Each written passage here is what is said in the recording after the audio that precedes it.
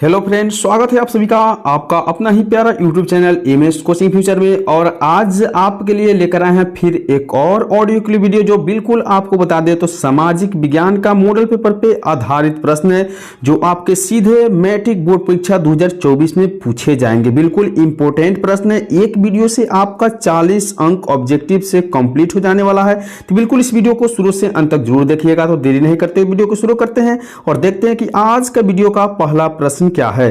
तो सबसे पहला प्रश्न आप लोग देख पा रहे हैं, दिया हुआ है कि इटली एवं जर्मनी के एकीकरण के विरुद्ध कौन सा देश है।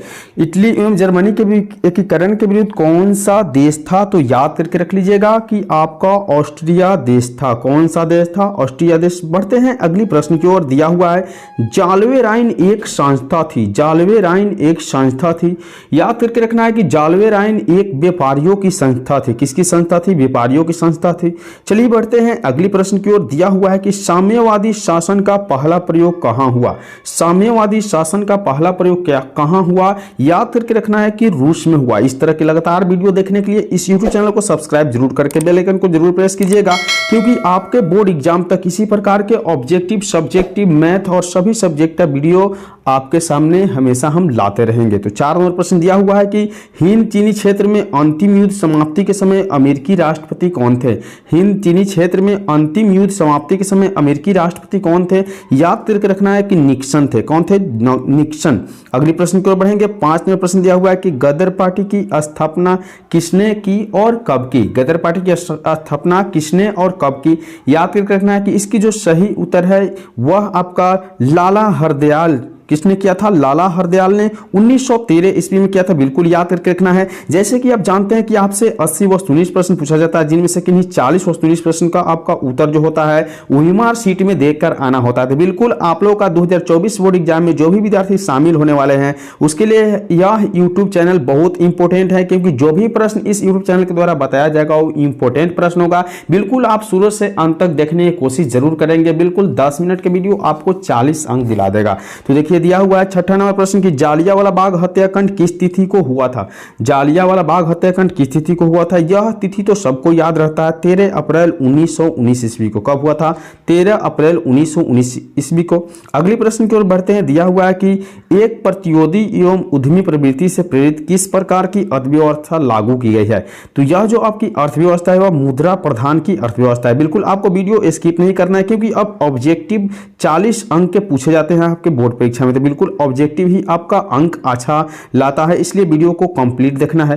दिया हुआ है 8वें नंबर प्रश्न की आधुनिक काल में औद्योगिक इकाई ने किसके स्वरूप को गंभीर रूप से प्रभावित किया।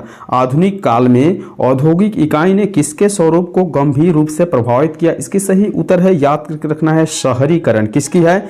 शहरीकरण की। अगली प्रश्न की ओर बढ़ती है। 9वें नंबर प्रश्न दिया हुआ है कि विश्वव्यापी आर्थिक संकट किस वर्ष आरंभ हुआ। विश्वव्यापी आर्थिक संकट किस वर्ष आरंभ हुआ? याद करके रखना है कि इसकी जो सही उत्तर हो जाएगा वह आपका ऑप्शन सी अर्थात 1929 ईस्वी में। कब आरंभ हुआ? 1929 ईस्वी में। अगली प्रश्न की ओर बढ़ेंगे। 10 नंबर प्रश्न देख पा रहे हैं। दिया हुआ है कि आजादी के बाद समाचार पत्र आपत्तिजनक विषय अधिनियम कब पारित हुआ। आजादी के बाद समाचार पत्र आपत्तिजनक विषय अधिनियम कब पारित हुआ? इसकी जो सही उत्तर है याद करके रखना है ऑप्शन ए अर्थात 1951। अगली प्रश्न दिया हुआ है कि एल्युमिनियम बनाने में किस खनिज का आवश्यकता पड़ती है। एल्युमिनियम बनाने में किस खनिज का आवश्यकता पड़ती है? इसकी सही उत्तर है बॉक्साइट। किसकी आवश्यकता पड़ती है? बॉक्साइट की आवश्यकता पड़ती है। अगले प्रश्न की ओर बढ़ेंगे। 12 नंबर प्रश्न दिया हुआ है कि देश में तांबे का कुल कितना भंडार है। देश में तांबे का कुल कितना भंडार है? याद करके रखना है 125 करोड़ टन। कितना है? 125 करोड़ टन। अगले प्रश्न की ओर बढ़ेंगे। 13 नंबर प्रश्न दिया हुआ है कि निम्नलिखित क्या है? निम्न प्राकृतिक संपदाओं में किसका भंडार सीमित है। निम्न प्राकृतिक संपदाओं में किसका भंडार सीमित है? इसकी सही उत्तर क्या है? तो कोयला की भंडार जो है बिल्कुल सीमित है। बिल्कुल आपको 1 से 40 वस्तुनिष्ठ प्रश्न कंप्लीट देखना है, क्योंकि आपकी बोर्ड एग्जाम में ऑब्जेक्टिव का 50% प्रश्न जो है पूछे जाते हैं। अगली प्रश्न देखेंगे। दिया हुआ है 14 नंबर प्रश्न, यूरेनियम का प्रमुख उत्पादक स्थल है। यूरेनियम का प्रमुख उत्पादक स्थल क्या है? याद करके रखना है कि ऑप्शन डी अर्थात जादूगोड़ा है। क्या है? जादूगोड़ा है।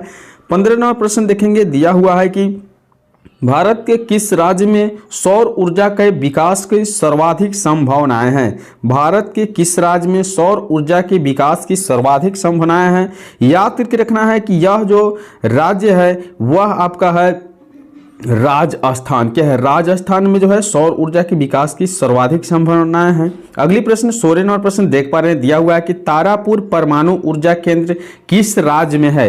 तारापुर परमाणु ऊर्जा केंद्र किस राज्य में है? इसकी सही उत्तर है ऑप्शन डी अर्थात महाराष्ट्र में। कहाँ है? महाराष्ट्र में। अगली प्रश्न की ओर बढ़ेंगे। 17 नंबर प्रश्न दिया हुआ है कि भारत में सर्वाधिक क्षेत्र पर किस मिट्टी का विस्तार है? भारत में सर्वाधिक क्षेत्र पर किस मिट्टी का विस्तार है? याद करके रखना है कि जलोढ़ मिट्टी का। किस मिट्टी का? जलोढ़ मिट्टी का विस्तार है। अगली प्रश्न 18 नंबर प्रश्न दिया हुआ है कि किसका कथन है संसाधन होते नहीं बनते हैं? किसका कथन है कि संसाधन होते नहीं बनते हैं? याद करके रखना है कि जिमरमैन का कथन है। अगली प्रश्न की ओर बढ़ेंगे। 19 नंबर प्रश्न दिया हुआ है कि कोसी नदी घाटी परियोजना का प्रारंभ कब हुआ? कोसी नदी घाटी परियोजना का प्रारंभ कब हुआ? इसकी सही उत्तर याद करके रखना है ऑप्शन डी अर्थात 1955 ईस्वी में। कब हुआ? 1955 ईस्वी में। अगली प्रश्न की ओर बढ़ेंगे। दिया हुआ है कि कुशेश्वर स्थान किस जिला में स्थित है?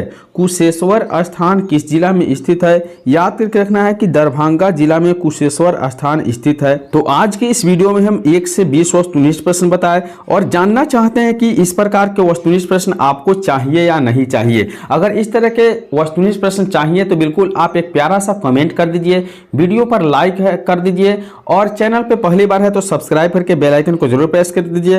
और आपका वीडियो अगले नेक्स्ट आएगा, आप कमेंट करके जरूर बताइए कि 20 से ऊपर वाले क्वेश्चन का वीडियो चाहिए या नहीं चाहिए। चलिए मिलते हैं अगले वीडियो में, तब तक के लिए बाय।